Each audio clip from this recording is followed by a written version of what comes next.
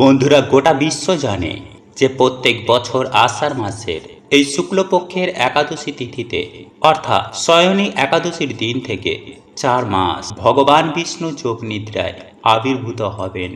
তাই আজকের দিন থেকেই দেবলোকে নেমে আসে রাত্রি। এর ফলে দেবতারাও আজ থেকে নিদ্রামগ্ন হন। তাই এই একাদশী তিথিকে দেব শয়নী একাদশী বা শয়নী একাদশীও বলা হয়। আবার এই দিনেই ভগবান বিষ্ণু নাভি পদ্মে আবির্ভূত হয়েছিলেন ভগবান ব্রহ্মাজি। তাই শাস্ত্রমতে এই দিনটিকে অত্যন্ত গুরুত্বপূর্ণ ও মাহাত্ম্য একটি দিন বলে মনে করা হয়। তাই আজ রাতে কিন্তু বন্ধুরা আপনারা অবশ্যই সকলে মিলে এটি বলে তারপর ঘুমান। কারণ আজ রাতে যেহেতু বন্ধুরা সকল দেবতা ভগবান বিষ্ণু যোগ নিদ্রায় যাচ্ছেন, তাই আজ কিন্তু বন্ধুরা খুবই গুরুত্বপূর্ণ একটি রাত। কারণ আজ রাতে এটি বলে ঘুমালে কোনো রকম দুর্ভাগ্য এই 4 মাস আপনাদের ধারের কাছেও আসবে না। হ্যাঁ বন্ধুরা, আপনারা একেবারে ঠিকই শুনছেন। বন্ধুরা, যদি আপনাদের হঠাৎ করেই টাকার প্রয়োজন থাকে তাহলে আপনি রাত্রিকালে 1 মুঠো লবণ এইখানে ছড়িয়ে দিন। হঠাৎ করেই আপনাদের অর্থপ্রাপ্তি হবে। হ্যাঁ বন্ধুরা, আপনারা একেবারে ঠিকই শুনেছেন। কারণ স্বয়ং মা লক্ষ্মী বলেছেন যে যদি কোনো ভক্তের হঠাৎ অর্থের প্রয়োজন থাকে তাহলে রাতেই ঘুমানোর আগে সামান্য এই লবণ বাড়ির এই স্থানে ছড়িয়ে দেওয়ার কথা। তাহলে পরের দিন হঠাৎ করেই সেই ভক্ত অর্থ প্রাপ্তি করবে সুনিশ্চিতভাবে। বন্ধুরা, আজকের এই দিন ভগবান শ্রী হরি অর্পণ করা হয়। আর ভগবান বিষ্ণুর ধাম বৈকুণ্ঠ ধাম মানা হয়। এই একাদশী পালন করলে জন্ম জন্মের পাপের নাশ হয় আর সে সোজা মৃত্যুর পর বৈকুণ্ঠ লোকে গমন করে। কিন্তু যারা আজ এটি বলে শোবে তারাও কিন্তু বন্ধুরা একই ফল প্রাপ্ত করবে। তাই অবশ্যই কিন্তু বন্ধুরা আজ রাতে এটি বলে তারপর ঘুমাবেন। তাই কি বলবেন, কিভাবে বলবেন, কখন বলবেন তা সবিস্তারে জানতে ভিডিওটি অবশ্যই সম্পূর্ণ দেখুন আর কমেন্টে লিখুন জয় শ্রীকৃষ্ণ, রাধে রাধে। এছাড়াও আপনারা যদি আমাদের চ্যানেলে এখনো পর্যন্ত নতুন হয়ে থাকেন তাহলে এই চ্যানেলটি সাবস্ক্রাইব করে পাশে থাকা নোটিফিকেশন বেল আইকনটি অন করে রাখবেন। তাহলে নতুন কিছু জানতে পারবেন, নতুন কিছু শিখতে পারবেন। বন্ধুরা, স্কন্দ পুরাণ অনুসার যে একাদশীর ব্রত পালন কেবলমাত্র উপবাস নয়, বরং ভগবান শ্রী হরি বিষ্ণুর নিরন্তর স্মরণ করে একাদশীর দিনটি অতিবাহিত করতে হয়। তাই বন্ধুরা আজ সন্ধ্যাবেলায় হরি বিষ্ণুর উদ্দেশ্যে একটি প্রদীপ প্রজ্বলন করে আরও একবার এই একাদশী ব্রত কথাটি পারলে শ্রবণ করুন। দেখবেন এতে আপনার ও আপনার পরিবারের কল্যাণ হবে। সেই সঙ্গে সঙ্গে মনে রাখবেন বন্ধুরা যে স্বয়ং পরমেশ্বর ভগবান শ্রীকৃষ্ণ বলেন এই শয়নী একাদশীর দিন আপনারা যদি বাড়িতে সন্ধ্যা আরতি করার পর ভগবান শ্রী হরি বিষ্ণু ও মা লক্ষ্মীর পুজো আরাধনা করতে পারেন তাহলে সেটা অত্যন্তই ভালো। কারণ আপনার এই কার্যে স্বয়ং ভগবান শ্রী হরি বিষ্ণু ও মা লক্ষ্মী অত্যন্তই প্রসন্ন হবেন। তবে সেই সঙ্গে আজ সন্ধ্যার পর আপনারা যখন ভগবানের পুজো আরাধনা করবেন তখন অবশ্যই কাঁঠাল কো, তুলসী পাতা, মাখন এবং মিছরি অবশ্যই নিবেদন করবেন। সেই সঙ্গে আপনারা 2টো ধূপকাঠি জ্বালিয়ে দেবেন ভগবানের কাছে, কর্পূর জ্বালিয়ে আরতি প্রদান করবেন এবং হাতে একটি টাকা নিয়ে ওম নমো ভগবতে বাসুদেবায় নমঃ এই মন্ত্রটি 3 বার জপ করবেন এবং এই হাতের টাকাটি নিয়েই আপনারা আপনাদের মনোবাসনা এবং মনস্কামনা জানানোর পর আপনার হাতে থাকা একটি 1 টাকার কয়েনটি নিয়ে আপনার কপালে, আপনার 2টো চোখে এবং আপনার বুকে একবার স্পর্শ করাবেন। তারপর এই টাকাটি ভগবান শ্রী হরি বিষ্ণু নতুবা মা লক্ষ্মী কিংবা পরমেশ্বর ভগবান শ্রীকৃষ্ণের চরণে এই 1 টাকার কয়েনটি নিবেদন করবেন এবং পারলে এই সময়ে অবশ্যই লক্ষ্মী পাঁচালী পাঠ করবেন। আর লক্ষ্মী পাঁচালী পাঠ যদি আপনারা করতে না পারেন তাহলে এই ব্রত কথাটি অবশ্যই একবার শ্রবণ করবেন। বন্ধুরা, এইভাবে আপনারা সন্ধ্যার পর ভগবানের পুজো আরাধনা করবেন। চেষ্টা করার পরেও আপনি যদি অর্থ ইনকাম করতে না পারেন বা টাকার জন্য আপনার কোনো কাজ আটকে গেছে, অর্থাৎ অর্থ সম্পর্কিত যে সকল সমস্যা আমাদের হয়ে থাকে, যদি সেই সব সমস্যা আপনাদেরকে ঘিরে ধরে এক কথায় বলতে গেলে আপনাদের যদি হঠাৎ করেই টাকার প্রয়োজন হয়, তাহলে এই উপায় বা ক্রিয়াটি আপনাকে অনেক শুভ ফল দিয়ে থাকবে। তাই এই উপায় বা ক্রিয়াটি অবশ্যই করবেন যখন আপনার অর্থের প্রয়োজন পড়বে। তাহলে আমি সুনিশ্চিতভাবে আপনাদেরকে গ্যারেন্টি দিয়ে বলতে পারি যে আপনারা যদি বিশ্বাসের সহিত এই উপায়টি করতে পারেন, তাহলে আপনাদের জীবনে যে অর্থের সমস্যা, সেই সমস্যা সুনিশ্চিতভাবে 24 ঘন্টার মধ্যে মিটে যাবে। হ্যাঁ বন্ধুরা, উপার্জন নিয়ে যে সমস্যা বা আপনার ব্যবসা কিংবা আপনার কর্ম, সেই সব সমস্যা যদি আপনার থেকে থাকে, সেই সমস্ত সমস্যা থেকে আপনারা খুব শীঘ্রই মুক্তি পাবেন। বন্ধুরা, আমাদের মধ্যবিত্ত ফ্যামিলির একটি সমস্যা যেটা বলতে পারেন তা হলো টাকা নিয়ে সমস্যা। অর্থাৎ আমরা সামান্য টাকার জন্য মধ্যবিত্ত মানুষের জীবন থেকে অনেক কিছু ছেড়ে দিতে হয়। হ্যাঁ বন্ধুরা, মধ্যবিত্ত মানুষদের টাকার জন্য অনেক স্বপ্ন পূরণ হয় না, সামান্য কিছু টাকার জন্য। অর্থাৎ মধ্যবিত্ত মানুষেরা টাকা জোগাড় করতে পারে না, আবারও কারোর কাছে হাত পাততেও পারি না। তাই এক্ষেত্রে আজকের এই উপায় বা ক্রিয়াটি অবশ্যই করুন। এই উপায় বা ক্রিয়াটি আপনাদের জীবনে অনেক শুভ ফল দিয়ে থাকবে। বন্ধুরা, অনেক সময় এমনটা হয়ে থাকে যে মানুষের খারাপ নজর বা খারাপ দৃষ্টি অনেক সময় আমাদের জীবনে পড়ে থাকে, এবং মানুষের যে খারাপ দৃষ্টি এতটাই খারাপ থাকে যে সেই খারাপ দৃষ্টির জন্য আমাদের জীবনে তার প্রভাব এতটাই বেশি পড়ে থাকে যে অনেক সময় আমাদের বিভিন্ন চলন্ত কাজ, অর্থাৎ আমাদের হয়তো কিছু ব্যবসা চলছিল বা উপার্জন ক্ষমতা ভালো ছিল, সেই উপার্জন ক্ষমতা অর্থাৎ চলন্ত ব্যবসা আমাদের হঠাৎ করেই বন্ধ হয়ে যায়। আর তার প্রধান কারণ হচ্ছে মানুষের খারাপ দৃষ্টির জন্য। এবং তার ওপরেও অনেক সময় এমন হয়ে থাকে যে কিছু খারাপ শক্তি বা অশুভ শক্তি বা নেগেটিভ এনার্জি আমাদের জীবনে তথা আমাদের পরিবারে এতটাই পড়ে থাকে, যার দরুন পজিটিভ শক্তি বেড়ে উঠতে পারে না, আর সেক্ষেত্রেও আমাদের বাড়ির আয় উন্নতি হয় না। হ্যাঁ বন্ধুরা, সেই সকল বাড়ির কোনো মানুষ সফলতা পায় না, আয় উন্নতি করতে পারে না, কর্মক্ষেত্রে সাফল্য আসে না, বিভিন্ন জায়গায় তারা বাধার সম্মুখীন হয়ে থাকে। আবারও অনেক সময় এমনও হয়ে থাকে যে না বলা এমন কিছু ছোট ছোট বাধা আমাদের জীবনে চলে আসে, যার দরুন আপনার জীবন একেবারে ছারখার হয়ে যায়। অর্থাৎ আপনি কি করবেন কি করবেন না সেটাও ভেবে উঠতে পারেন না। আর এই সকল কিছু হয়ে থাকে অশুভ শক্তি, নেগেটিভ এনার্জি এবং লোকের খারাপ দৃষ্টির জন্য। কারণ আপনারা প্রত্যেকেই জানি যে গাছের ছাই আর মানুষের হাই, এতে কোনোদিন ভালো হয় না। বন্ধুরা, আপনারা একটু লক্ষ্য করে দেখবেন, কোনো গাছের ছাওয়ায় ছোট চারা গাছ বেড়ে উঠতে পারে না। আবার দেখবেন মানুষের হাই হুতাশে কোনো মানুষের আয় উন্নতি হয় না।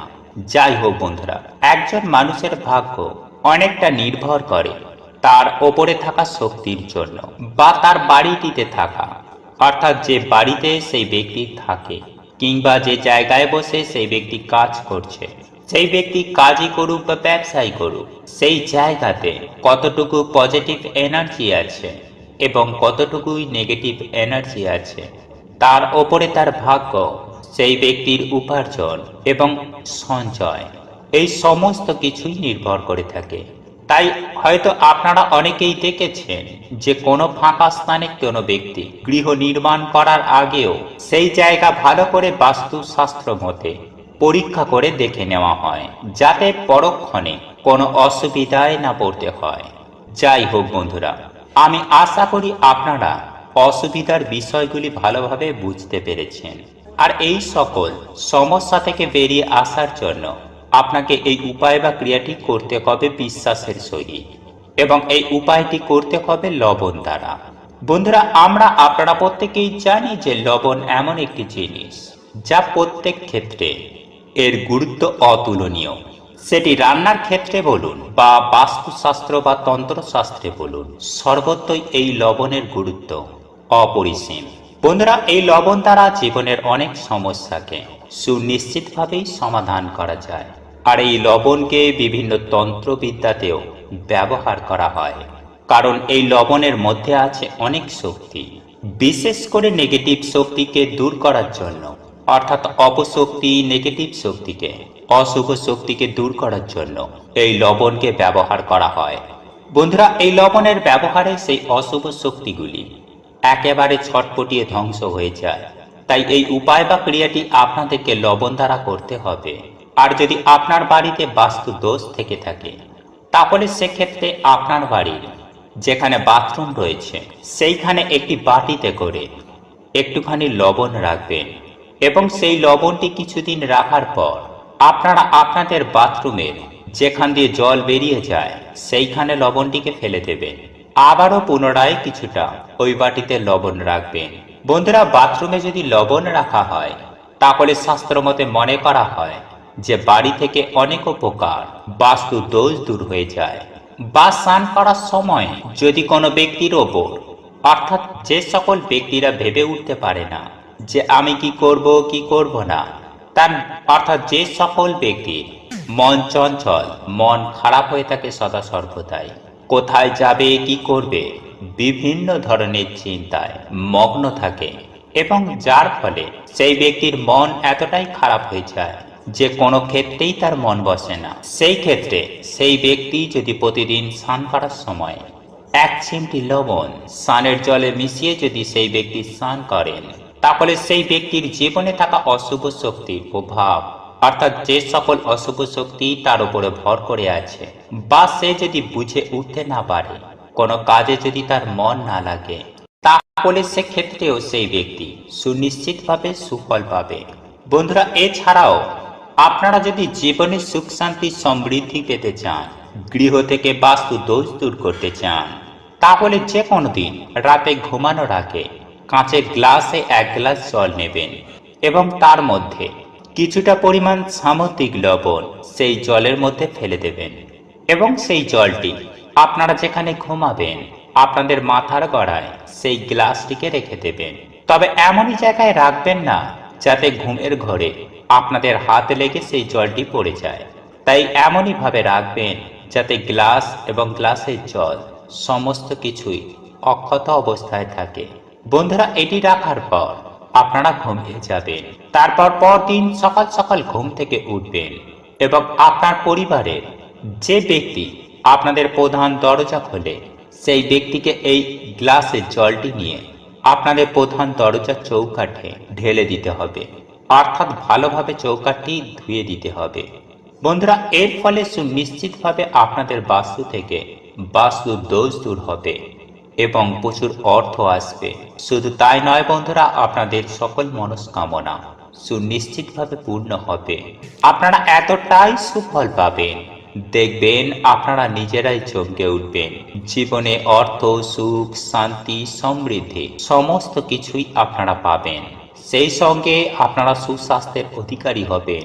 এক কথায় বলতে গেলে আপনারা রাতারাতি কোটিপতি হয়ে যাবেন, অখণ্ড সৌভাগ্যের অধিকারী হবেন, সারা জীবন রোগমুক্ত হয়ে টাকার গদিতে বসে থাকবেন। তাই বন্ধুরা, আপনাদের যদি হঠাৎ অর্থের প্রয়োজন থাকে তাহলে এই উপায় বা ক্রিয়াটি অবশ্যই করুন। এই একাদশী সম্বন্ধে নারদজি স্বয়ং ব্রহ্মাজিকে জিজ্ঞাসা করেন, আর ব্রহ্মাজির অনুসার এই দিন যে ভগবান বিষ্ণুর পুজো আরাধনা করে সে অবশ্যই মৃত্যুর পর বৈকুণ্ঠ লোক গমন করে। তার জীবনে সমস্ত পাপে নাশ হয়ে যায়, ফলে তার মনের বাসনাও এতেই পূর্ণ হয়ে যায়। জীবনে যে কারণে সমস্যা হচ্ছে তাও ভগবানের কৃপায় দূর হয়ে যায়। তাই বন্ধুরা, আপনাদের ব্যস্ততার মধ্যে অবশ্যই আপনারা আজ রাতে কিন্তু এটি বলে ঘুমাবেন। এতে আপনার জীবনে থাকা সকল প্রকার সমস্যা স্বয়ং প্রভু হরণ করে নেবেন। এরই ফলে আপনার জীবনে আসবে অফুরন্ত সুখ ও শান্তি। বন্ধুরা, প্রত্যেক দিনই আমরা ভগবানের পুজো আরাধনা করি, কিন্তু বিশেষ দিনে যদি আমরা ভগবানের পুজো আরাধনা করতে পারি, ভগবানের কাছে ভক্তি ভরে কিছু যদি চাইতে পারি, তাহলে অবশ্যই কিন্তু বন্ধুরা তা সুনিশ্চিতভাবে পূর্ণ হয়। কিন্তু কিভাবে তা করতে হয় তা বেশিরভাগ মানুষই জানেন না। তাই চলুন বন্ধুরা, এইবার আমরা জেনে নিই যে কিভাবে আজকে রাতে আপনারা ভগবানকে খুশি করবেন, যাতে আপনার সকল মনের বাসনা স্বয়ং প্রভু পূর্ণ করে দেন। নাম্বার 1, প্রথমত বন্ধুরা, আজকের দিনে আপনারা কোনো আমিষ জাতীয় খাবার খাবেন না। নাম্বার 2, গুরুজনদের সাথে আজকের দিনে ভুলেও কোনো খারাপ ব্যবহার করবেন না। নাম্বার 3, সন্ধ্যাবেলায় বাড়িতেই ভগবান বিষ্ণুর নামে একটি প্রদীপ ধরান। হাতে সামান্য গঙ্গা জল নিয়ে একটি সংকল্প নিন যে এই মনোবাসনা পূর্ণ করার জন্য আমি ভগবানের এই মন্ত্র 108 বার জপ করব। আর বন্ধুরা, সেই মন্ত্রটি ওম ব্রহ্মাণ্ড দেবায় গোবাম্বন হিতায় চ জগদ্ধৃতায় শ্রীকৃষ্ণায় গোবিন্দায় নমো নমঃ। বন্ধুরা, আপনাদের এই মন্ত্রটি 108 বার জপ করতে হবে। এছাড়াও বন্ধুরা, আপনারা ওম নমো ভগবতে বাসুদেবায় নমঃ এই মন্ত্রটিও জপ করতে পারেন, কিন্তু অবশ্যই বন্ধুরা আপনারা সংকল্প নিয়ে এই মন্ত্রটি জপ করতে ভুলবেন না। এরপর আপনাদের কাজ হবে রাতে ঘুমাতে যাবার আগে আপনারা যে সব ফল ও মিষ্টি ভগবানের নৈবেদ্য হিসাবে নিবেদন করেছিলেন সেগুলি সম্পূর্ণ সমস্ত কিছুই তুলে নেবেন এবং পরিবারের সকল সদস্যজনকে নিয়ে সেই কাঁঠাল, মাখন, মিছরি, তুলসী পাতা এই সমস্ত কিছুই সপরিবারে যদি খাদ্য হিসাবে গ্রহণ করতে পারেন তাহলে সারা বছর আপনারা সুস্থ ও নিরোগ থাকবেন। সেই সঙ্গে ভগবানের আশীর্বাদে সারা বছর আপনাদের জীবনে টাকার বৃষ্টি হবে। যাই হোক বন্ধুরা, এইবার আমি আপনাদেরকে জানিয়ে রাখি যে আজ এই পূর্ণ পবিত্র রাতে ঘুমাতে যাবার আগে আপনারা অবশ্যই মনে মনে বলবেন, হে গোবিন্দ, হে হরিবিশ, আমি জেনে বুঝে না জেনে বুঝে যা কিছু পাপ করেছি সমস্ত পাপ থেকে আমাকে ক্ষমা করুন। আমাকে এত সুন্দর জীবন দেওয়ার আপনাকে কোটি কোটি ধন্যবাদ জানাই। হে প্রভু, আপনি আমার পিতা মাতা, আপনি আমার ইষ্ট দেবতা, আপনার আশীর্বাদ আমার একান্ত কাম্য। আপনার আশীর্বাদের হাত আমার এবং আমার পরিবারের মাথার উপরে রাখুন। আমি আপনাকে কোটি কোটি ধন্যবাদ জানাই আপনার আশীর্বাদ আমার এবং আমার পরিবারের ওপরে রাখার জন্য। বন্ধুরা, আপনারা এই কথাটি অবশ্যই আজকে রাতে বলে ঘুমাবেন। দেখবেন এতে ভগবান শ্রী হরিবিষ্ণুর আশীর্বাদ, মা লক্ষ্মীর কৃপা দৃষ্টি আপনাদের সঙ্গে সাথে থাকবে। জয় শ্রীকৃষ্ণ, রাধে রাধে। প্রভু আপনাদের সকলের মঙ্গল করুক। আপনারা সকলেই সুস্থ থাকবেন, ভালো থাকবেন। নমস্কার, ধন্যবাদ।